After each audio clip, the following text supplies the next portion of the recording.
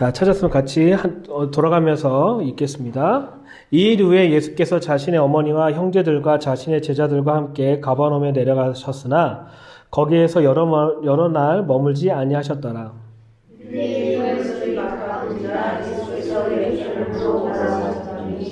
성전에서 소와 양과 비둘기를 파는 자들과 환전하는 자들이 앉아 있는 걸 보시고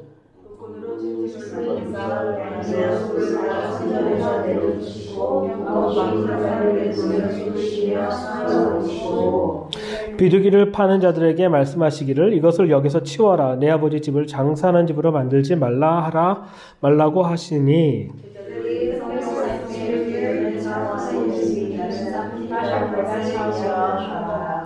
그때 유대인들이 예수께 대답하여 말하기를 당신이 이 일을 행하는데 우리에게 무슨 표적을 보여주겠느냐 하므로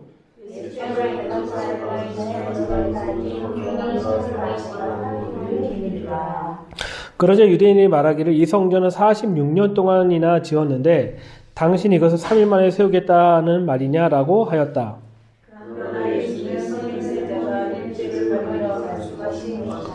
예수께서 죽은 자 가운데서 일으키심을 받은 후에 제자들이 그분께서 말씀하신 것을 기억하시고 성경과 예수께서 하신 말씀을 뭐에 따라 믿었더라라고 얘기합니다.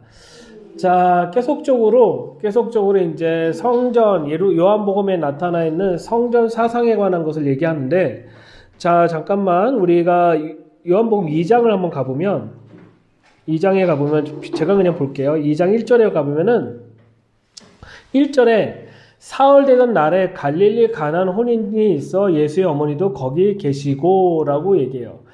자, 여기서 보면 이제 가나안 혼인잔치가 2장 1절부터 chapter 2 verse 1 is talk about is the Canaan wedding ceremony about that. 거기서 2장 1절부터 이제 가나안 혼인 잔치를 얘기하다가 갑자기 성전 정화가 12절부터 나오기 시작하는 거죠. 왜 이 얘기가 나와 있냐면 요한의 모든 컨셉은 성전이지만 이 성전을 표현하는 데 있어서 제일 중요한 게 이 결혼식과도 아주 밀접한 관계가 있다라고 얘기하고 있는 거예요. 근데 중요한 거는 2장 1절에서 나타나는 여러분의 성경은 뭐라고 써 있어요? 4일째예요, 3일째예요? 사흘째 혹은 3일째인데 정확하게 얘기하면 이제 4일째가 언제냐면은 수요일이에요, 수요일. 안식 후 첫날. 둘째 날, 셋째 날이 바로 셋째 날이 언제냐면 이 사흘째 되는 날을 표현하고 있는 거예요. 그때 당시 2000년 당시에 여자들이 결혼하면은 처녀가 결혼하면 네 번째 날에 결혼하고 넷째 날에 결혼하고 과부가 결혼하면 다섯째 날에 결혼해요. 근데 중요한 건 이 셋째 날에 결혼을 표현하는 건 뭐냐면 제일 중요한 건 예수님의 부활에 밀접한 관계에 있음을 설명하는 걸 보여주고 있는 것이 이 절인 거예요. 그러니까 가나안 혼인잔치부터 시작해서 예수님은 계속 3이라는 숫자를 통해서 그 예수님의 부활하심에 대해서 설명하고 있는데 이제 2장 12절부터 보면은 우리가 1장에서 첫 번째 말씀이 육신이 되셔오신 예수님. 그러니까 말씀이 육신이 되셨다라는 것은 가장 중요한 컨셉은 뭐냐면 그분이 말씀이 하토라, 언약이 되셨다라는 거예요. 언약. 그 언약을 실제적으로 살아낸 존재가 누구다? 예수님이시다는 거예요. 그러니까 언약의 시작이시고 언약의 마침표가 되신 분이 예수님이신데 성전에서 가장 중요한 게 뭐라고 얘기했어요? 지난주에. 성전에서 제일 중요한 게 바로 법궤라고 얘기했어요. 법궤. 법궤가 없으면은 이 언약궤가 없으면 뭘 할 수 없다? 언약궤가 없으면 가장 절기 중에 7개의 절기 중에 못하는 절기가 딱 하나 걸려. 대속죄일. 왜냐하면 나머지 절기 때는 지성소 들어갈 필요가 없어. 근데 이 대속죄일 용키푸르 때는 오로지 이 대제사장만이 어디 들어갈 수 있어요? 지성소에 들어가서 이 언약궤 넷불에다 피를 뿌림으로써 모든 민족의 죄를 해결하는 데가 바로 그 부분인 거예요. 그러니까 우리가 이 예수님이 말씀이 육신이 되셨다라는 거는 그 언약궤 모든 죄에 대해서 사함을 받을 수 있는 유일한 것은 이 방법밖에 없다라고 얘기한 건데 12절에 보면은 이 일 후에 예수께서 자신의 어머니와 형제들과 자신의 제자들과 함께 가버나움에 내려가셨으나 거기에서는 여러 날 머물지 않고 유대인의 유월절에 가까워져 예수님께서 예루살렘으로 올라가셨다라고 하는 거예요. 그러니까 유월절 되기 전에 예수님께서는 성전에 올라가셨는데 이제 여기서부터 중요한 거예요. 성전에서 소와 양과 비둘기 파는 자들과 환전하는 자들이 있어 앉아있는 걸 보시고 노끈으로 채찍을 만들어 양과 소를 모두 성전에 내쫓고 환전하는 자들의 손을 쏟아 부으며 상들을 엎으시고 라고 얘기해요. 자, 그래서 보면은 이 대부분 많은 분들이 이거는 성전에서 장사하면 안 된다라고 얘기하지만 엄밀히 얘기하면은 갈릴리에서 오는 사람들, 헐몬산에서 오는 사람들, 브레시아에서 오는 사람들이 양이나 제물들을 갖고 올라갈 수 있을까 없을까? 갖고 올라가는 도중에 양이 삐끗대고 다리가 다치면 이걸 제사로 드릴 수 있을까 없을까? 없어. 그리고 비둘기는 이제 품에 안고 왔는데 얘가 햇빛에 쨍쨍 쬐갖고 탈수증 걸려갖고 비둘기가 죽었으면 얘를 드릴 수 있을까 없을까? 그러니까 가장 합리적인 방법은 뭐냐면 성전 근처에서 물건을 사다가 하나님께 드리는 것이 가장 합리적인 방법이야. 가장 합리적인 방법인데 왜 예수님은 이걸 엎으셨을까? 왜 엎으셨을까? 돈으로 사가지고 성전에 기도만 드리는 것이니까. 성전에 기도하는 것일까? 제일 중요한 거는 가장 합리적인 방법이야.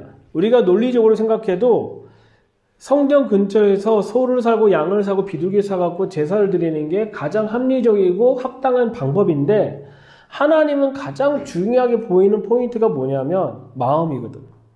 근데 2000년 당시에 있는 사람들은 하나님께 마음으로 가져가는 게 아니라 뭘로 가져가냐면 종교성을 갖고 가는 것을 너무 많이 보였다라는 거야. 그러니까 2000년 전에 유대인들은 토라를 지킨다고 하지만 뭘 지켰냐면 할라카를 지켰다는 거야. 다른 말로 해서 율법을 지킨다고 했지만 율법주의를 지키는 모습은 원치 않으셨다는 것이 예수님의 아주 본질적인 얘기인 거야. 근데 가장 중요한 거는 여기서 보면은 17절에 보면 예수님의 제자들은 주님의 집에 위한 열심을 날로 삼킬 것이라는 기록된 것을 기억했다라는 거예요. 그러니까 예수님의 행동하는 것을 통해서 예수님의 제자들이 뭘 보기 시작하냐면 예수님께서 주의 집, 하나님의 집의 열심을 통해서 그분이 열심을 보인다라는 것을 누가 기억해 지금? 예수님이 기억하는 게 아니라 누가 기억했다고? 예수님의 제자들이 기억했다는 거야. 자, 예수님께서 무엇인가 행할 때 예수님께서 의미를 두는데 누구한테 가르치려고 하는 거냐면 제자들에게 가르치는 거예요. 제가 집에서 요리하는 건 요리를 하는 거지만 중요한 건 우리 아들들에게 보여주는 거야. 너희도 집에 장가를 가거든 밥을 해라? 보여주는 거야. 왜 이것이 중요하냐면 예수님의 제자들은 성경을 꿰뚫던 사람이에요. 두 번째, 예수님의 제자들은 일평생 어디 중심으로 살았던 사람들이야? 성전 중심으로 살았던 사람들이야. 근데 예수님께서 예수님의 제자들 일평생 성전 근처에 와서 비둘기 사고 양 사고 소 사서 제사 드렸던 걸 일평생 동안 했던 사람들인데 예수님께서 그 앞에서 제자들 앞에서 그걸 엎어버렸단 말이야. 엎었는데 제자들은 생뚱맞게 주의 전에 대한 열심이다라고 기억을 하고 있는 거죠.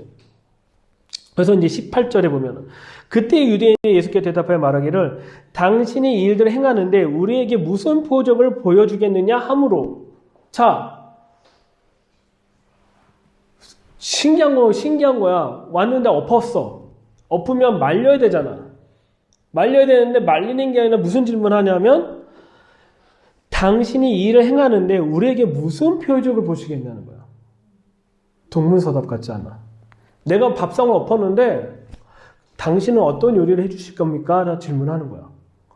어떤 사람은 밥상 엎은 거에 대해서 화가 나고 네가 뭔데 우리가 여기서 동물을 사고 하는 거에 대해서 하는데 왜 당신이 엎습니까? 라고 얘기해야지 맞는 건데 이상하게 질문은 당신은 우리에게 어떤 표적을 보여주겠거냐? 라고 질문하고 있는 거야. 우리가 여기서 생각해야 되는 거는 되게 중요한 질문이야. 여긴 두 가지 뜻을 갖고 있어. 첫 번째, 이들이 성전 근처에서 하나님께 드릴 예물을 사는 것, 제물을 사는 것이 정당치 않다라는 것도 본인들 깨달았다는 것. 두 번째, 표적을 보여달라는 건 뭐냐면 예수님 누구라고 생각하고 있었던 거야? 메시아라고 생각하고 있었던 거야. 왜냐하면 요한복음은 계속적으로 예수님이 누구다? 메시아다라고 하지만 요한복음의 특징적인 예수님이 당신께서 누구다? 성전이다라는 것을 계속적으로 보여주고 있는 모습을 보여주고 있는 거죠. 그래서 19절에 보면 예수께서 그들에게 대답하여 말씀하셨습니다. 어떤 거냐면 이 성전을 허물어라. 그러면 내가 이것을 3일 만에 세우리라 라고 얘기하는 거야. 그러니까 이 성전을 허물라라고 얘기한 건 누구한테 얘기한 거냐면 지금 바리새인들에게 얘기한 거예요.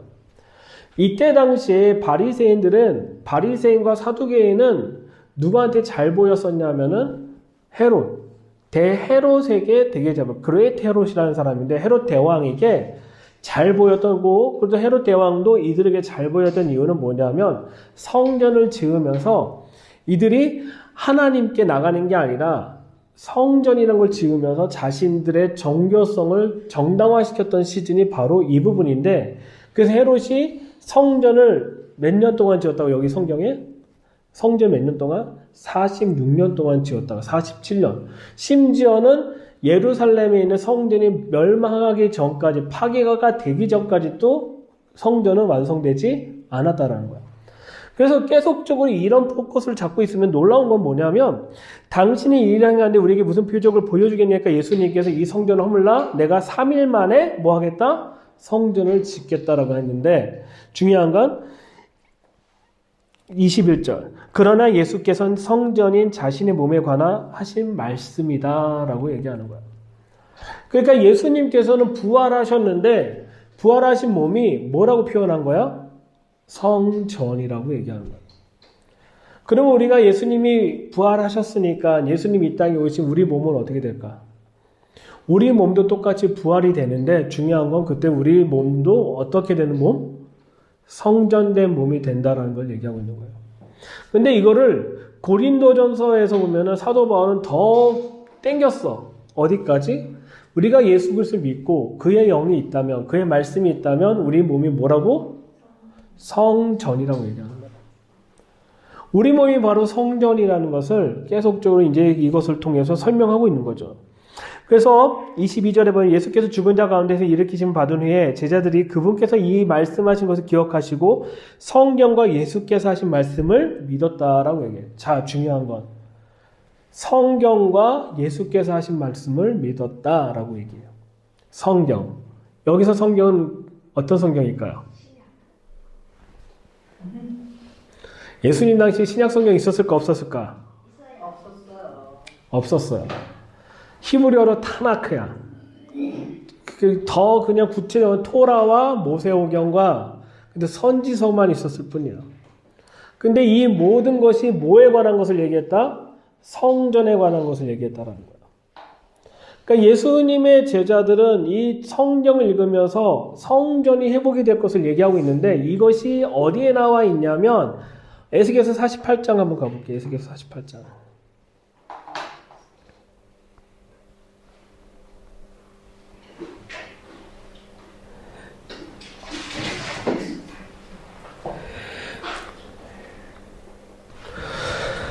에스겔서 잠시만요.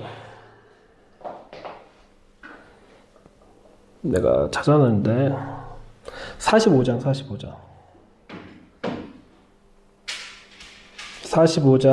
18절부터 볼게요. 45장 18절부터 한번 쭉 읽어볼게요. 나 여호와가 말하노라 정월 초하루 날에 흠없는 수송아지 하나를 취하여 성소를 정결케 하되 제사장이 그 속죄제 희생의 피를 취하여 문설주와 제단 아래층의 네모퉁이와 안뜰 문설주에 바를 것이요 그달 7일에도 모든 그릇 범죄한 자와 부지 중에 범죄한 자를 위하여 역시 그렇게 하여 전을 속죄하리라 라고 합니다. 근데 중요한 거는 에스겔서 45장 18절에 보면 나 여호와가 말하노라 정월 초하루 날 혹시 절기 강의 들으신 분은 알겠죠? 정월 초하루 날이 언제지? 무슨 절기가 있는 날이죠? 1월 1일인데 1월 14일 날 뭐가 있냐면 바로 6월절이 있는 거야. 6월절이 있는 거야. 6월절은 실은 속죄의 날이 아니에요. 6월절은 뭐에 관한 거냐면 죄 사함에 관한 것이 아니라 해방되는 날을 얘기하고 있는데 에스겔서 45장에서 보면은 신기하게 6월절에서 뭐에 포커스를 두고 있냐면 속죄에 관한 얘기를 하고 있는 거예요. 속죄에 관한 거. 그래서 20절에 보면은 그달 70일에도 모든 그를 범한 자 그렇게 범죄한 전을 속죄할지니라. 21절 정월 14일에 6월절 곧 7일 절기를 지키며 누룩 없는 떡을 먹을 것이니라. 그날의 왕은 자기와 이 땅의 모든 백성을 위하여 송아지 하나를 갖추어 속죄제를 드릴 것이요 라고 얘기해요. 실은 6월절은 속죄제가 아니야. 엄밀히 얘기하면 대속죄가 아닌데도 불구하고 6월절에 이 사건이 있었다라는 얘기인 것을 지금 에스겔 선지자는 성전에 있었던 얘기를 했단 말이에요. 자, 그러면 예수님께서 얘기하고 있는 6월절에 성전을 허물라. 내가 3일 만에 성전을 짓겠다고 얘기한 이 얘기는 바로 어떤 성전을 얘기하고 있냐면 바로 에스겔서 45장에서 나타나 있는 그 성전에 관한 얘기인데 중요한 건 예수님이 6월절 어린 양을 죽으심으로써 우리가 어떻게 됐다고 그랬어요? 죄 사함을 받았다고 얘기했잖아. 우리 죄 실은 절기상으로 보면 우리 죄 사함 받는 날이 언제야? 6월절, 초실절, 무교절, 오순절, 나팔절, 대속죄일이야. 절기를 공부하면은 대속죄일 날 이스라엘의 모든 민족의 죄를 사함받는 날인데 중요한 거는 에스겔 성전에서는 놀랍게도 6월절 전에 너에게 속죄함을 받으라라고 얘기하면서 이것을 얘기하고 있는 거야. 그러니까 예수님의 제자들은 깜짝 놀랐던 건 뭐냐면 바로 성경에서 이 얘기를 하고 있었구나. 예수님께서 십자가의 사건을 죽으심으로 우리가 죄사함을 얻었다고 했잖아요. 그렇잖아요. 근데 보편적인 유대인들은 그 죄사함이라는 걸 이해를 못해. 근데 에스겔서 45장을 읽은 사람은 이 부분을 설명하고 있는 거구나라고 또 생각하고 있는 거죠. 그래서 보면은 23절에 보면 또 절기 7일 동안에는 그가 나 여호와를 위하여 번제를 갖추되 곧 7일 동안에 매일 흠없는 수송아지 7과 순양 7양을 또 매일 수염소 하나를 갖추어 속죄제를 드릴 것이며 라고 얘기하는 거예요. 그래서 실은 예수님께서 내 몸이 성전이라고 얘기하는데 그냥 얼토당토 얘기한 것이 아니라 실은 예수께서 45장에서 얘기하고 있는 성전에서 이루어진 그 제사가 무엇인지를 예수님께서 설명하고 있었다라는 거예요. 우리가 절기를 공부하는 분들은 레위기 23장 한번 다시 한번 읽어보면은 레위기 23장 아주 클리어하게 설명해. 6월절은 패스오버야. 죄사함을 얘기하는 게 아니라 하나님과 이스라엘 백성의 언약을 기억한 날이 바로 6월이야. 그리고 이스라엘의 모든 죄를 회개하는 날이 언제냐면 용키푸르 대속죄일이야. 근데 예수님이 6월절 어린 양으로 죽으시고 보라 요한이 이러네. 보라 세상 죄를 지고 가는 어린 양을 보라고 했을 때 모든 사람들은 이해를 못했지만 이 에스겔서 45장의 말씀을 이해했던 사람은 그분께서 바로 이 에스겔 45장 모든 정결하지 못한 죄를 다 속죄하는 분이구나라는 걸 어디 성전으로 이해했다라는 거야? 에스겔서 성전으로, 에스겔에서 나타난 그 성전을 통해서 이해하고 있었다라는 거예요. 우리가 생각해야 될 것은 요한은 계속적으로 예수님을 두 가지로 표현해요. 첫 번째는 신랑으로서, 두 번째는 그분은 성전으로서 계속 표현하고 있다는 거예요. 이 성전의 속성에 가장 중요한 건 다시 한번 얘기하지만 언약이고, 이 성전의 속성에서 가장 중요한 건 하나님과 거룩함이고, 이 부분에 대해서 계속적으로 설명하고 있는 연속성을 갖고 있는 것을 볼 수가 있습니다. 그러니까 우리가 예수님께서 우리 성전 되심을 기억하는 것이 너무 중요하다. 중요하고 계속적으로 우리가 성전 사상에 대해서 계속적으로 나눌 텐데 이 성전이란 자체가 우리가 성전산 올라갔던 분 다 올라갔지. 우리가 성전산에 올라가서 성전이 세워지는 걸 기대하는 것보단 우리가 더 해야 될 건 뭐냐면 우리 몸이 준비가 되는 거야. 항상 우리가 그분의 임재가 있을 수 있도록, 그분의 말씀의 임재가 있을 수 있도록 우리 몸이 성전됨을 계속적으로 기억하고 살아내는 것이 중요하다는 겁니다. 우리가 그 성전들이 모여서 또 다른 커다란 성전을 이루는 것. 그래서 에베소서에 보면은 계속적 그리스도 머리를 대서 우리가 계속적 연결 건물이 되어 간다고 표현하는 것이 그냥 건물, 우린 자꾸 교회라고 얘기하지만 엄밀히 얘기하면 성전이 되어가는 거고 그리스도의 몸을 이뤄가는 과정이라는 거죠. 그래서 계속적으로 사도 요한은 이 요한복음을 통해서 성전이신 예수님에 관해서 계속적으로 이제 설명합니다. 그래서 이제 다음 시간에는 또 성전에 관한 얘기하지만 여러분이 그 성전에 대한 것을 이게 좀 어려울 수 있겠지만 여러분이 조금씩 이해해 갔으면 좋겠고 왜 이 성전에서 계속 강조하냐면 우리 몸이 성전이라는 것을 인식을 못하면 자꾸 우리 몸을 괴롭혀 저주하고 힘들다고 해. 하지만 우리 몸의 컨디션에 따라 움직이는 게 아니라 우리 안에 계신 예수님으로 말미암아 우리 안에 계신 성령님으로 말미암아 우리가 성전됨으로 살아가고 있다는 것을 기억하는 것이 매우 중요합니다. 기도하고 마치도록 하겠습니다. 하나님 감사합니다. 오늘 예배 가운데 함께 계신 주님, 우리가 성전됨을 기억하게 해주시고 그 성전됨을 살아낼 수 있도록 우리를 인도하시고 이끌어 주십시오. 무엇보다도 주의 말씀으로 우리를 다스리고 인도하여 주시기 원합니다. 주님, 이 시간 다시 한번 요청합니다. 우리가 성전됨을 잊지 않도록 하여 주시고 계속적으로 우리 삶을 이끌어 주십시오. 그분의 언약의 말씀이 우리의 몸을 성전 삼을 그 영이, 그 말씀이 우리 안에 있음을 다시 한번 기억합니다. 감사하며 예수님의 이름으로 기도드립니다. 아멘.